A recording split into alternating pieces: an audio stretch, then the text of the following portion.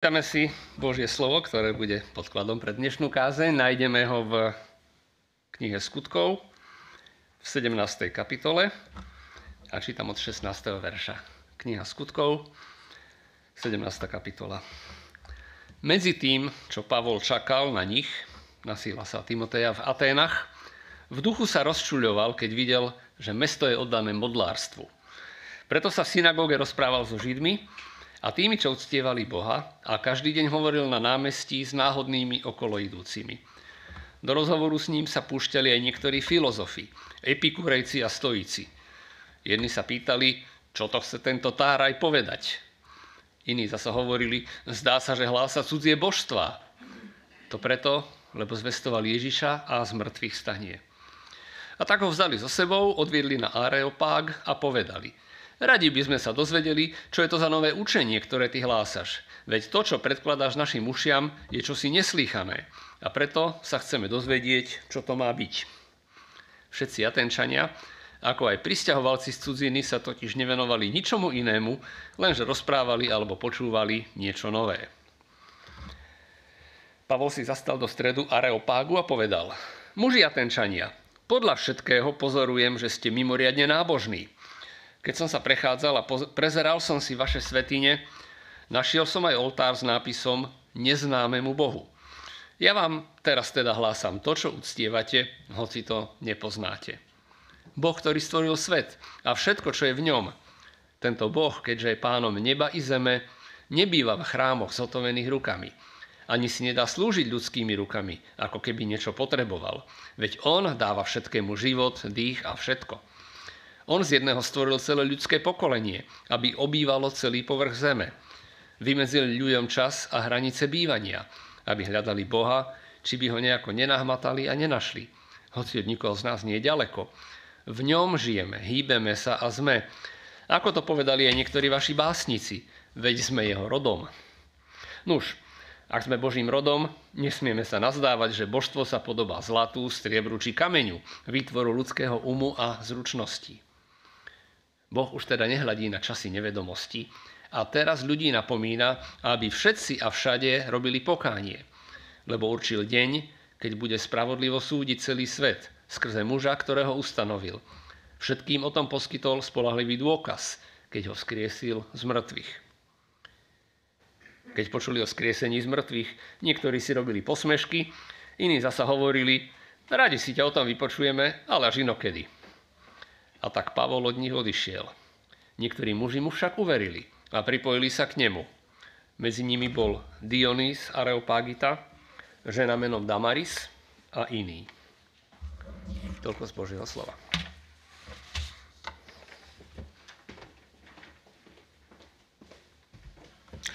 Ďakujem, Peťo, za prečítanie textu.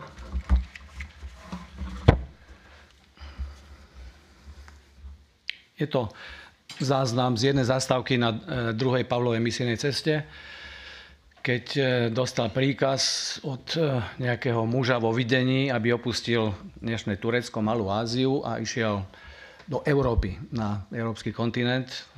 Cez Troádu sa dostal do Filipís, potom ďalej do Tesaloniky a Bereje a nakoniec neskončil, pokračovať ďalej ešte, ale Atény bola jedna z jeho dôležitých zastávok.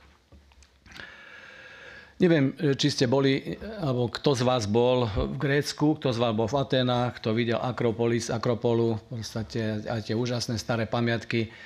Ročne tam chodia milióny ľudí, aby videli tú úžasnú kultúru a naozaj je úžasná, je monumentálna, dá sa povedať, aspoň teda to, čo sa ukazuje v hlavnom meste, kde bolo centrum aj uctievania. Ten Panteón, ktorý je na Akropole, je dodnes v podstate symbolom, alebo ukazuje proste tú úžasnú schopnosť architektonickú a technickú, že také obrovské stavby, proste to má 120 metrov na dĺžku a proste stĺpy boli vysoké niekoľko desiatok metrov a zužovali sa, alebo rozširovali sa, aby bol dojem, že sú rovnobežné. A takéto všelijaké veci oni zohľadňovali pri tom, keď stavali svoje stavby a chrámy svojim božstvám. Ale Pavol tam neprišiel, ako sme zistili z tohto textu, aby obdivoval nádhernú architektúru a kultúrne pamiatky, keď idete zvlášť do Ázie, do Indie, alebo ja neviem, Indonézie a na ostrovy nejaké iné, ktoré sú tam, a vidíte tam zase inú kultúru a iné božstvá.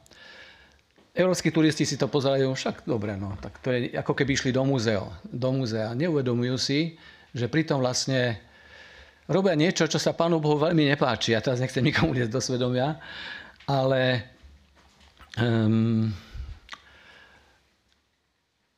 Pavol, keď nezbadal, on žil v tom prostredí a chodil z mesta do mesta, nebolo to rozdielne, ale tu to bolo také koncentrované v Atenách. Tak je napísané, že sa rozčuloval. Bol naštvaný, by sme mohli povedať. Roháček má taký krajší výraz, že sa roznecoval jeho duch. Proste tak vnútorne sa štartoval, že niečo s tým musím urobiť. V katolíckom preklade slov búril. Jeho duch sa búril v ňom. Proste bolo to príliš veľa. Keď som bol v Grécku na jednej konferencii, tak nás povozili po pár miestach, aj tých pamiatkách, ktoré v Grécku sú. A bol som prekvapený, že také tá Akropolis, alebo také niečo, to je výnimočné. Že bežné svätyne, to sú malé, ako kaplnky za dedinou. Viete si predstaviť. Malý nejaký domček, 2x3 alebo 4 metre a je tam len nejaký oltár, kde ľudia mohli prinášať obete a na niektorých miestach boli vedľa seba, že bol na konci mesta, ako u nás máme priemyselnú zónu, kde je skoncentrovaná priemyselná výroba, tak tam boli zase, že náboženská zóna. Tak tam boli kaplnky jedna vedľa druhej, a kto chcel, tak prinášal obete, či potraviny, ovocie, alebo možno aj nejaké krvavé obete, ako sa občas stávalo tým božstvám. A prečo to robili?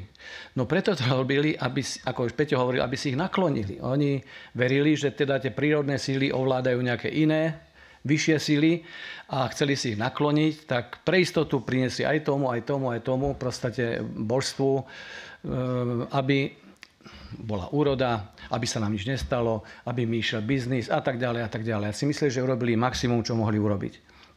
Apoštol Pavol vedel, že to nie je len tak. Keď písal list do Korintu, tak vysvetľoval, v liste Korinským je taká zmienka, keď hovorí o stole Pánovom a stole démonov, ja to tak hneď takto naznačím, keď hovorí, že nedá sa zmiešať nejaký ten synkretizmus, proste zmiešať náboženstvo a povedať aj z toho trošku, tak hovorí iba koniec. Či jazda obetované modlám je niečo, hovorí Pavol, alebo že modla je niečo, ale že to, že pohania zabíjajúc, obetujú démonom a nie Bohu. A nechcel by som, aby ste boli účastníkmi démonov. Nemôžete piť kalich Pánov, aj kalich démonov. Nemôžete mať účasť na stole Pánovom, aj na stole démonov. Alebo či popudzujeme Pána k hnevu, či sme silnejší, ako je on?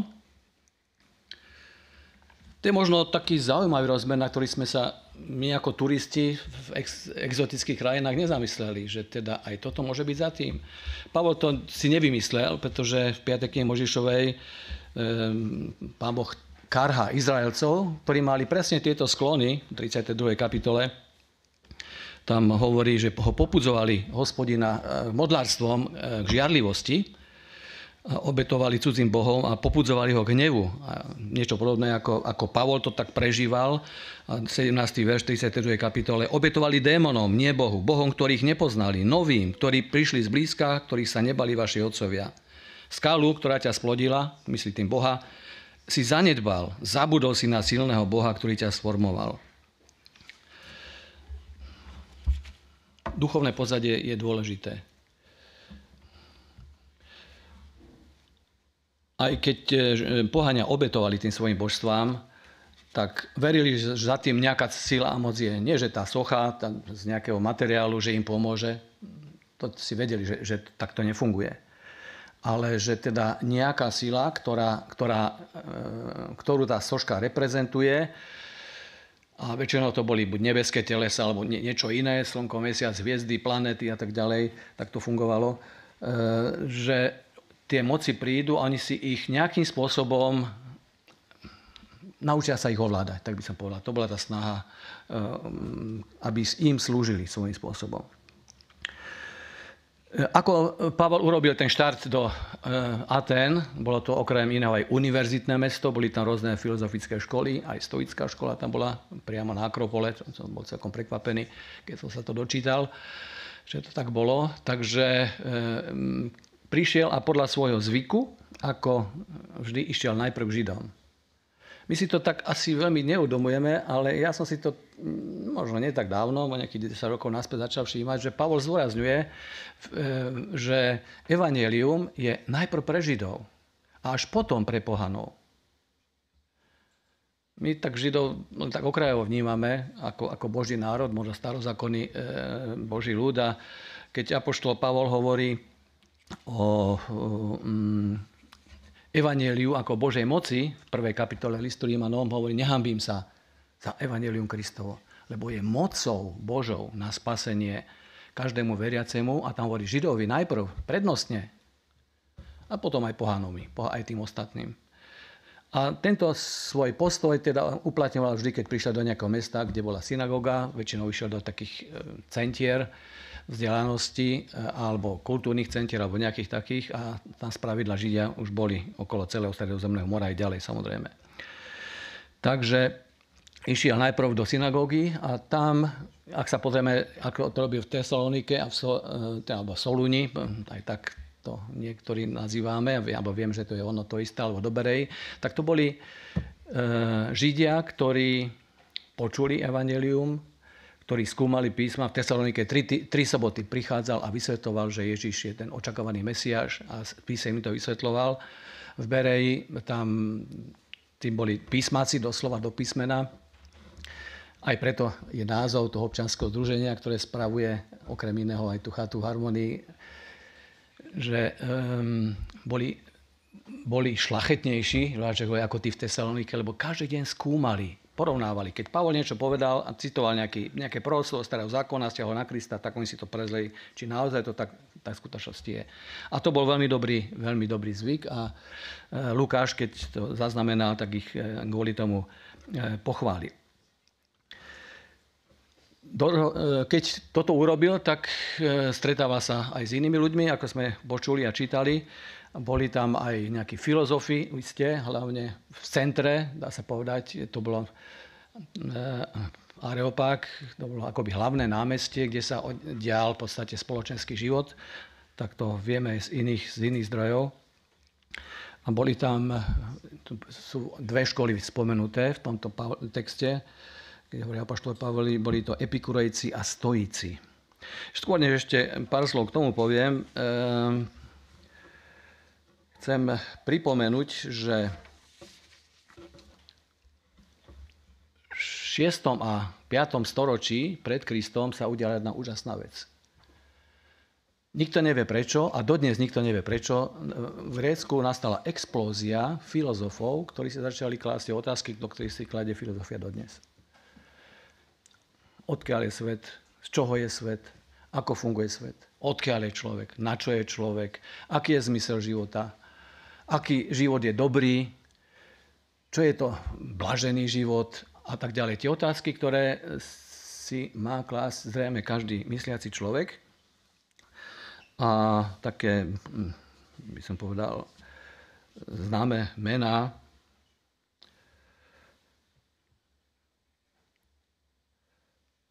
Sokrates, nechcem menovať Platón a ďalší v podstate, Aristoteles. Žili v tom 4. 3. storočí, to bol taký ten vrchol v podstate, kde vlastne vznikli filozofické smery, ktoré v podstate fungujú až dodnes. Jeden bol materialistický, charakterizovaný napríklad Demokritom, jeho predstavou o atóme. Všetko je materiálne, všetko sa dá rozložiť do nejakých najmenších čiastočiek, ktoré majú rôznu kvalitu, podľa toho, aká je to matéria, to bola jeho predstava.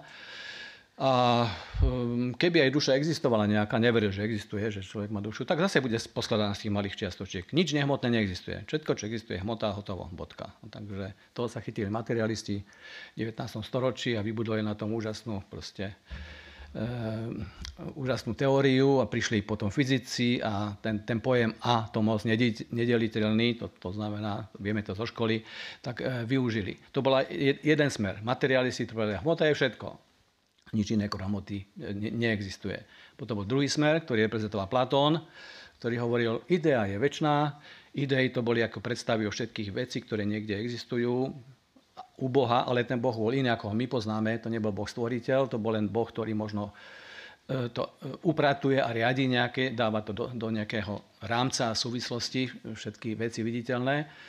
Ale že najprv je neviditeľný svet, kde sú ideálne predstavy veci, ktoré my poznáme. Existuje nejaká ideálna stolička, ktorá proste niekde existuje a každá stolička, ktorá sa ho zhotoví, tak je lepšia alebo horšia napodobenina tej originálnej idei, ktorá od večnosti niekde existuje. No a samozrejme aj iní filozofi sa chytili tohto a dodnes sú tieto dva smery, dva prúdy, materialistický a tzv. Idealistický. Len to, čo je viditeľné, je funkčné, je existujúce a všetko, čo je neviditeľné, tak to nás nezaujíma. A naopak druhí tvrdia priorita hmoty alebo ducha. Poznáme teda, nič asi nové nehovorím. Pár slov k tomu, k tým epikurejcom a stoikom. Patrí sa, keď sme to otvorili, pozrel som si zo pár zdrojov a aspoň len také základné vysvetlenie. Boli v tej dobe iste populárni a boli to dva smery, ktoré boli trošku odlišné obsahovo. Najprv sú spomenutí epikurejci, tak spomenie epikureizmus. V mysli nás je obyčajne spojený s pôžitkárstvom a so zmyslovou proste rozkošou a blahom a tak ďalej. To sú tí, ktorí si chcú užiť život. V určitom zmysle je to pravda, ale nie celkom. Pretože ten Epikuros, žil v 4. a 3. storočí na prelome, teda polovičku tam aj tam, ten sa snažil vysvetliť dve veci. Vysvetliť teoretický svet prírody, ako vzniklo to, čo vidíme, ako funguje aj človek, a potom poskytnúť človeku koncepciu života. Ako žiť dobrý život. A to chceme aj dneska my vedieť. Ako žiť kvalitný život, dobrý život, zmysluplný život. A bol takým odchovancom Demokritovho atomizmu, bol to materialista, dá sa povedať. A epikurejci boli, pokiaľ viem, tak boli ateisti, neboli to vyznávači božstiev a bohov. K tomu možno ešte trošku poviem. A ten druhý, dobrá koncepcia života, tam vychádzal z kyrenajkizmu a to je vlastne presvedčenia viera, že fyzická rozkoš je jediným zmyslom života, všetko ostatné nedáva zmysel. Ale on to trošku upravil, pretože on sa usiloval o to, aby oslobodil človeka zo strachu pred božstvami, nemusíš sa Bohu, nemusíš ho ani uctievať, on ti nič neurobí. A strachu zo smrti. Dve veci, ktoré sa snažil vymýtiť, vymazať z mysle človeka. Takže popieral teda existenciu a hovorí, že zmysel poznania je to, aby som sa oslobodil od tých negatívnych vnemov, ktoré na mňa v živote prichádzajú. A hovorí, o smrti nemá zmysel hovoriť. Ja budem citovať, že kým človek žije, smrti niet. A preto sa nemá dôvod báť jej. A keď smrť prišla, tak už nie človeka. Veľmi jednoduchá filozofia. Tak na čo hovoriť vôbec o nejakej smrti? To bolo ako zmysel poznávania sveta a etika, cieľ života je pôžitok, nie poznanie, nie vedomosti, to bola iná škola, možno skôr tí stoici a iné zamerania. Ale jeho predstava o blaženom živote bolo, že človek má žiť umierneným spôsobom a tie pôžitky, ktoré sú trvalé, sú duchovné pôžitky. On sa vyžíval v myšlienkovom svete, vo filozofii, čiže trošku nepravo mu krivdíme, keď ho odkazujeme do sveta tých telesných pôžitkov, že teda on vlastne toto vyznával. On sa skôr zameriaval a vyznával tie duchovné pôžitky, tak by sme ich mohli povedať. Takže ale hovorí, smrťou všetko končí. Nie do čom sa baviť, žiadny posmrtný život, žiadna zodpovednosť, žiadny súd. To trošku predbieham, čo apoštol Pavol hovoril a narazil dosť tvrdo, keď začal hovoriť o vzkriesení a nejakom inom spôsobe života. Tá druhá škola, stoicizmus, to neboli ateisti, to boli panteisti. Panteisti tvrdia, že Boh je všetko a všetko je Boh. Aj my sme časťou Boha, a vesmír je Boh a my sme ako keby jeho je čiastočkou. Všetko je Boh a všetko je poprepáne. Preto môžeme povedať, že sme Božie deti, lebo vlastne my sme to isté ako Boh svojou podstatou. Hej. To bola celkom zaujímavá predstava. Ten názov stoici vznikol, to som našiel v Wikipédii, môžete si to nájsť zo školy. Bolo to nejaké malované strelporadie, 100,5 kg, ktorá bola na Atenskej agore. Priamo tam, kde Pavol teraz bol, tak tam bola tá škola, tam bola tá sieň, kde Zenon z Kýtia a ďalší teda v minulosti, vykladali svoje predstavy o svete, o živote, o tom, čo je jadro blaženosti. Podľa stoikov človek sa môže stať šťastným len vtedy, keď žije v súlade s prírodou, životnými okolnostiami a rozumom a ovláda svoje vášne, túžby a afekty a ideálny stav, keď dosiahne stav apatie. Tak neviem, či by sa to všetkým nám páčilo, ale v tej dobe to bolo niečo veľmi zaujímavé. Život človeka je predurčený, je tu osud, ty ho nemôžeš zmeniť, či dobré, či zlé, ktoré príde. Tvojou úlohou je zmieriť sa s tým, racionálne, prijať to ako fakt a skutočnosť a uspokojiť sa s tým a nič proti tomu nerobiť. Všetko, chod sveta riadi proste nejaký logos, a to nie je ten logos, o ktorom my v Biblii vidíme, ale to je akoby svetový rozum, alebo niekto, kto stojí za svetom, ktorý tie osudy nejako nastavuje. A ten svet a život, ktorý žiješ, je najlepší možný život. Nič lepšie sa ti mohlo stať. Kde si sa narodil, to je úplne super. Ako sa ti žije, to je to najlepšie možné, ktoré sa ti v živote mohlo stať. Taký príklad, keby žili za druhej svetovej vojny, stoici určite vtedy žili a teda Hitler sa snažil vykinožiť 6 miliónov Židov, tak by proti tomu bojovali, ako aj mnohí bojovali aj v tej dobe, ako vedeli, ako mohli samozrejme. Ale keď by sa im to nepodarilo, povedal, to vôbec nevadí, že zomrelo 6 miliónov Židov. To je to najlepšie, čo sa im mohlo stať. No, ja neviem, či z ako filozofie by som bol ochotný sa zmieriť, ale je to veľmi, veľmi silné. Proste rezignácia na riešenie a fatalizmus. Tak sa to možno jedným slovom dá povedať.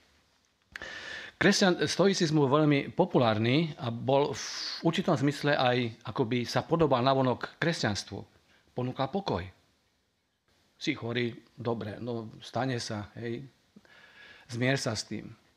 Ale iba navonok to tak vyzeralo a vyzerá. Aj do dnešnej doby je stoicizmus zaujímavé pre ľudí, ktorí s kresťanstvom veľmi nechcú nič mať. A páči sa im tá filozofia v podstate. Ale kresťania neveria, alebo nespoliehajú sa na osud, ani na fatalizmus. Veria, že všetko riadi dobrý Boh. A to neskôr Pavol aj hovorí. Ja sa k tomu hneď dostanem. Ale chcem som, aby sme trošku pochopili tie dve filozofie. Jednak pôžitok, už či duševný alebo telesný, je zmysel života. A tá druhé je, príjmi všetko to, čo ti život prináša a budeš spokojný, budeš šťastný, budeš blažený. Biblia hovorí, že to je život bez nádeje.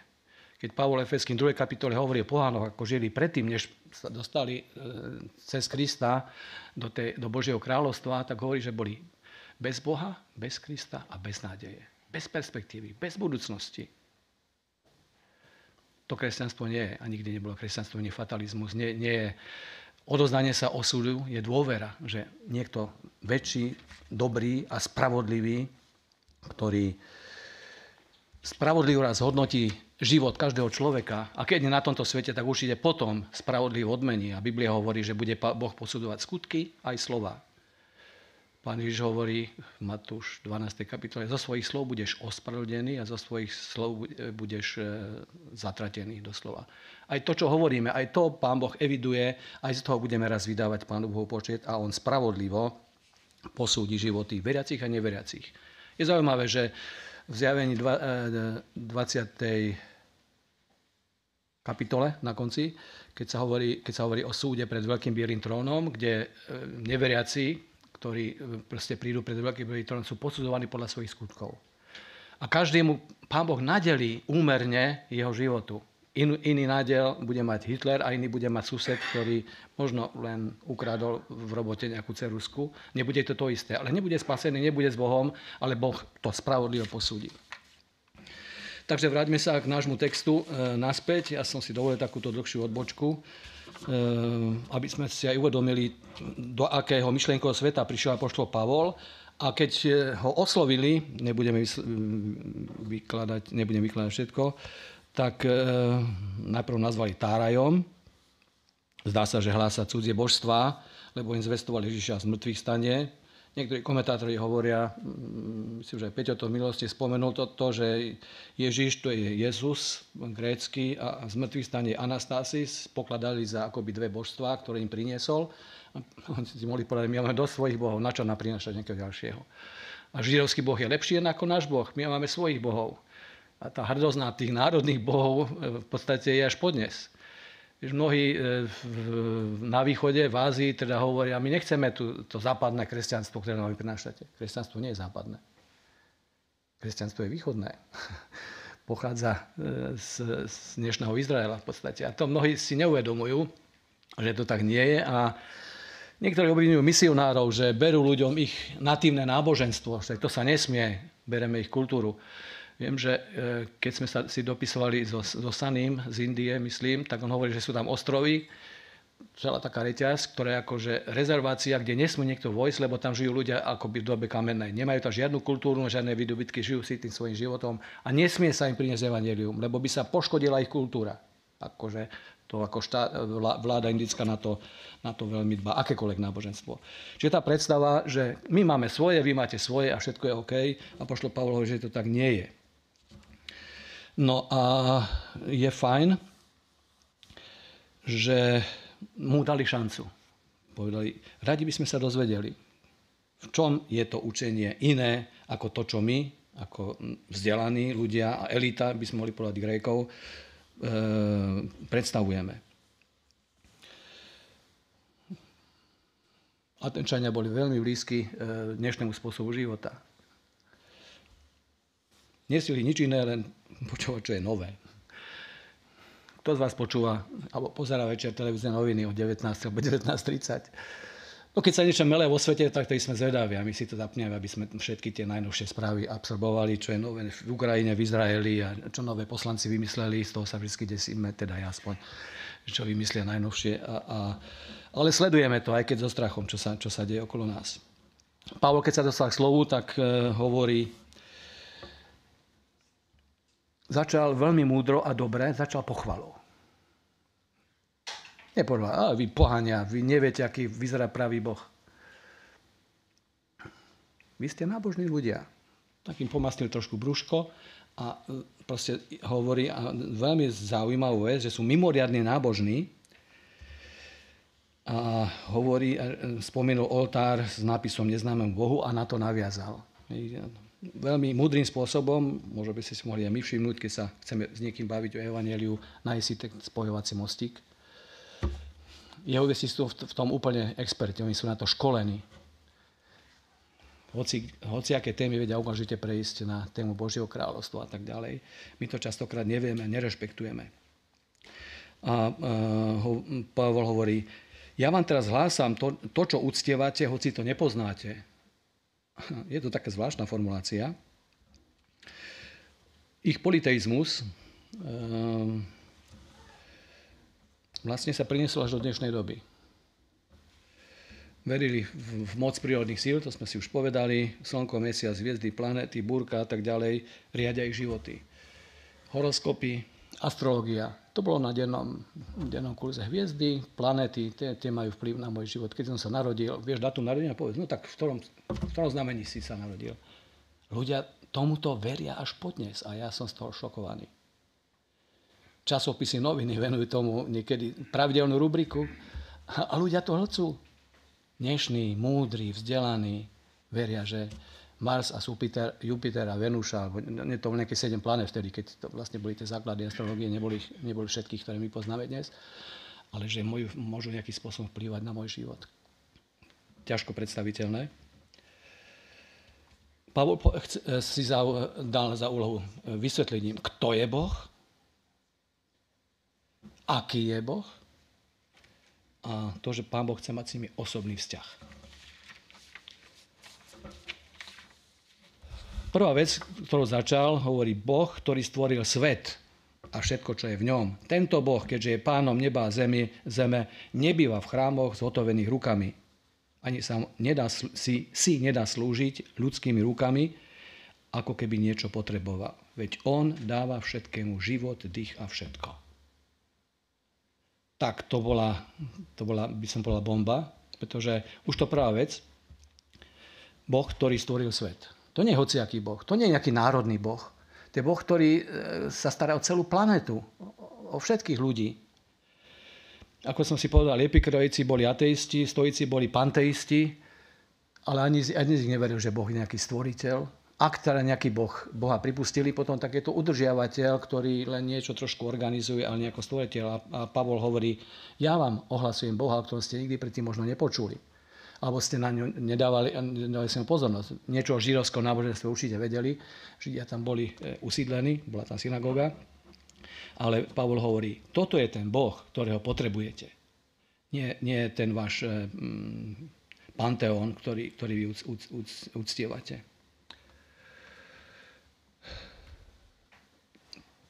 Stvoril všetko, čo je v ňom, aj nás ľudí. On je pánom neba a zeme. Nebýva v chrámoch zhotovených rukami, ani sa mu nedá slúžiť rukami, ako keby čo potreboval. On všetko dá všetkému život a dých. Druhá veľmi dôležité vyjadrenie. Boh nepotrebuje a ani ho nie je možné vtlačiť do nejakého priestoru, tak ako väčšinou predstavy ľudia mali. A Štefan, keď bol vypočívaný pred vysokožidovskou radou, to veľmi podobným spôsobom formuloval. Je to Skutky 7, je to len krátko prečítanie, musíte hľadať.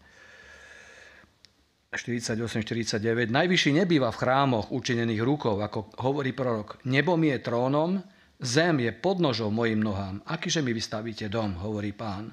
Aké je miesto môjho odpočinku? Či to všetko neurobila moja ruka? Jedna vec, že Boha nemožno vtesnať do nejakého priestoru, on je všade.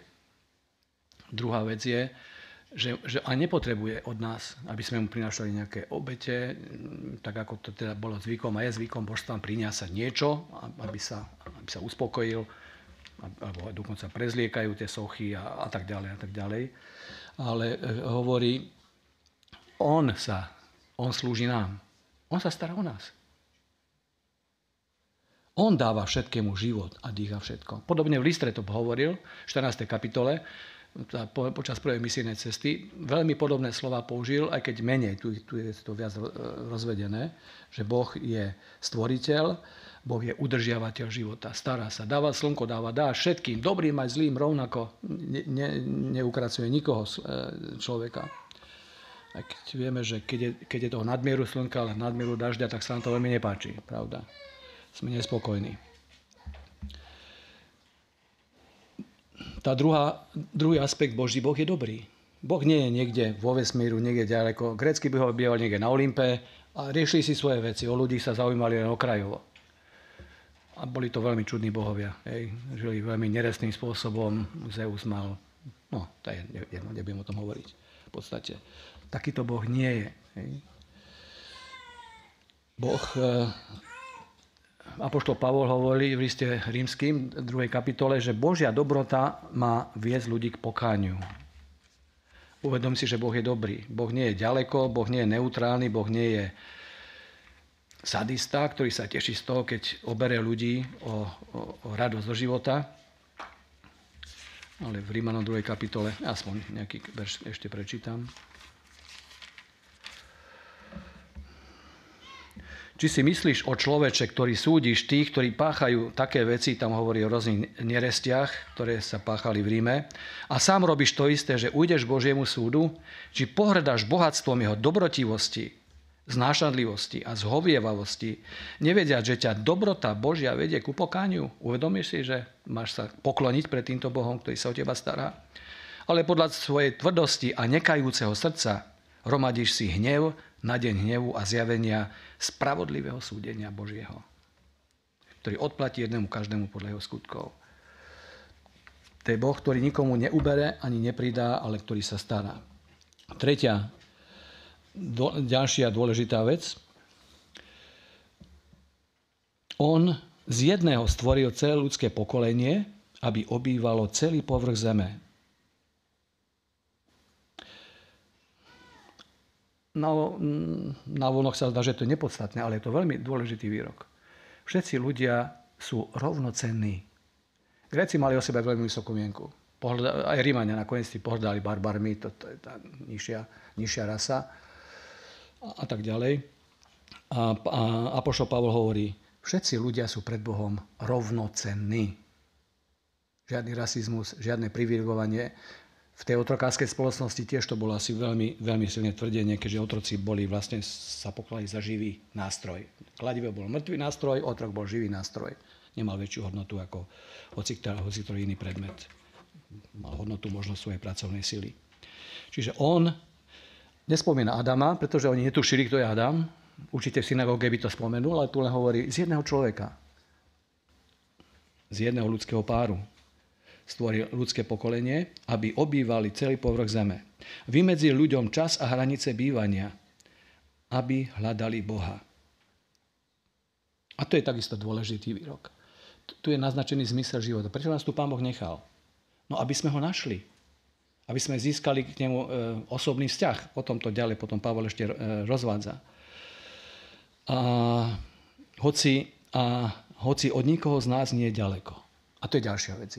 Nie je ďaleko na Olympe, alebo nie je ďaleko niekde vo vesmíre, možno niekde.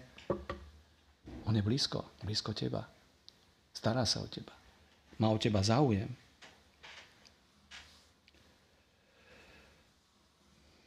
A potom cituje dvoch básnikov a poetov gréckych. V ňom žijeme, hýbeme sa a sme. To tak panteisticky trošku znie, akože všetko je Boh a my sme v Bohu a my sme jeho súčasť. Ale Pavol to používa zrejme v inom zmysle, že to, aký sme my, taký nejaký by mal byť aj Boh, aspoň v svojej podstate. Hej? Teda nie zo zlata, striebra, z kameňa. Ten výrok povedal Epimenides, básnik. A ten druhý výrok, veď sme jeho rodom, Stoik dokonca, Arab, to povedal v 3. storočí pred Kristom. Takže využíval zdroje, ktoré oni by mali poznať. A určite poznali tí filozofi a citoval ich ľudí, aby to využil ako argument. A to sa mi veľmi páči, že pri rozhovore s neveriacimi ľuďmi, keď chceme hovoriť evanjelium, mali by sme poznať niečo aj z histórie, z vedy, a aby sme vedeli zareagovať aktívne a uviesť argumenty, keď sa bavíme, evolúcia, stvorenia a iné veci, ale sme presvedčení o jednom, mali sme vedieť argument, nie povedať, ja si myslím, alebo ja verím, ale uviesť nejaký citáciu a nejaký argument, ktorý je všeobecne platný. Veď sme jeho rodom. A to slovo rod, Ráček má, že rodina, je veľmi zaujímavé. Na grécke slovo genos. A to nám čo si hovorí. Hej? Máme akoby genetickú príbuznosť, tak by sme to mohli povedať. A tie preklady z toho slova sú... To slovo genos môže znamenať rodinu, rasu, národ, som si vypísal, potomkov, dieťa dokonca, podľa kontextu, akom sa používa. Máme niečo s tým Bohom spoločné. Ak sme Boží rod, a teraz hovorí, a keď toto platí, že to tak je, tak potom to platí aj naopak. Nemusím si, že Boh je nejaký kus nejakého kovu, že sa božstvo povedalo striebru, zlatu alebo kameňu, útvoru ľudského umu. A tá Božia blízkosť a 5. bod je Božia milosť. A teraz ide k jadru veci. Nespomenie Krista, netušili, kto je to. Tam Ježiša tam v úvode spomenul, ale tu to nevysvetľuje detailne, čo všetko vlastne Ježiš Kristus pre nich urobil. A ďalšia vec je, že toto je koncept, to nie je určite celá kázeň. Lukáš zaznamenal podstatné body z Pavlovej kázne. Lebo keď tam kázal, toto by povedal za 3 minúty. Toto je väčšina kázní, ktorých máme, je jadro, aby sme vedeli, o čom tá kázeň bola. Takže možno, že povedal ďaleko viac, ale Lukáš tam spomína len tak všeobecne. Povedal, Boh nehľadí na časy nevedomosti. A to bola urážka Grékom. Oni sa pokladali za vrchol múdrosti svojej doby, aj boli. A dodnes sú pokladaní. A povedal, vy ničom nerozumiete. Tak jemne ich pichol do boku. A hovorí, Boh už tej časy, keď odhľadal svoj hnev, pretože ešte tu nebol Mesiáš, ešte tu nebol Kristus, ešte tu nebolo odpustenie, ešte tu neboli jasné prejavy Božej milosti, ešte to vedeli iba Židia a nikto iný. Oni mali celý starý zákon, obetný systém, oni všetko vedeli. Ale vy poháňa ste nevedeli nič. Ale teraz máte vyrovnakú šancu. Napomína všetkých, aby robili pokánie. A tu je jadro veci. No, keď začnete hovoriť ľuďom o pokáni, tak veľmi vás prestanú počúvať. Čo sa vám čakanie? Sused je horší a tak poznáme tie argumenty, čo ja nie som najhorší do všetkých ľudí, na čo by som sa kajal. Ale tu potom dáva argument veľmi pádny, lebo určil deň, keď bude spravodlivo súdiť celý svet. A hovorí, ako? Skrze muža, ktorého ustanovil na to. A to bolo niečo, čo zatiaľ do živého, ale ten záver potom ich dorazil. Všetkým o tom poskytol spoľahlivý dôkaz, keď ho skriesil z mŕtvych. Aká bola predstava o posmrtnom živote u Grékov? Duša je večná, za trest dostala telo a prišla na tento svet. A najväčším šťastím človeka je, keď sa dokáže zbaviť tela a už nikdy viac sa do ňoho nevráti a nikdy viac o ňom nechce nič vedieť, pretože telo je a hmota je niečo zlé, je fuj. A to, čo má hodnotu a váhu, tak to je len to neviditeľné, tá duša, alebo ducha, akokoľvek to nazveme, tú druhú, ktorú verili, že teda nejakým spôsobom je. Čím skôr človek zomrie, tým skôr bude šťastnejší. Prečo hovoriť o nejakom skriesení? A na čo by Pán Boh súdil ľudí, každého jedného? Prečo by sa zaoberal s miliardami ľudí? A čo by z toho mal? Na čom by to je dobré? Nerozumeli. Tá ich filozofia bola úplne inak postavená. My aj tak budeme žiť nejakým spôsobom večne a to skriesenie, to je nezmysel. Ja sa mám vrátiť do môjho starého tela? No, na čo je to dobré? Tak ako Židia prestali počúvať Pavla, keď im začal hovoriť, že ho Pán Boh poslal k pohanom, počúvali a tam skončili. Začali kričať, začali nadávať a chceli ho pomaly zabiť za to, že ho posiela k pohanom Žida, to je nezmysel. Tak aj títo filozofi, mudrci, pokiaľ im rozprávali veci, ktoré ešte akorát vládali uniesť, tak to bolo fajn, a keď začal hovoriť o súde, o zodpovednosti za život, o tom, že Pán Boh pripravil, a ja to doplním, ho poznáme z iných z Božieho slova, pripravil cez Ježiša Krista skrze svoju milosť odpustenie pre všetkých ľudí bez akýchkoľvek zásluh a obetí alebo čokoľvek iného. No to bolo niečo, čo bolo v rozpore s ich presvedčených, s ich životnou filozofiou a povedali, vieš čo, nie. Ale nie všetci tak reagovali. 3 skupiny tu máme.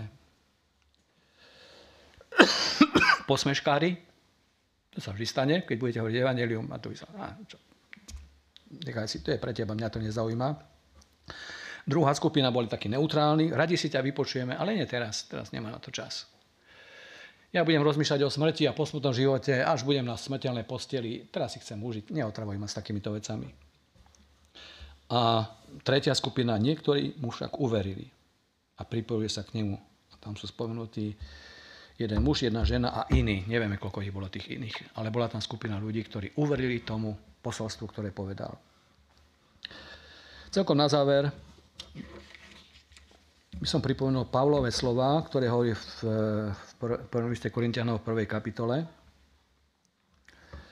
Gréci, budem iba Grékov citovať, Židov preskočíme, verše 22 až 24. Gréci hľadajú múdrosť.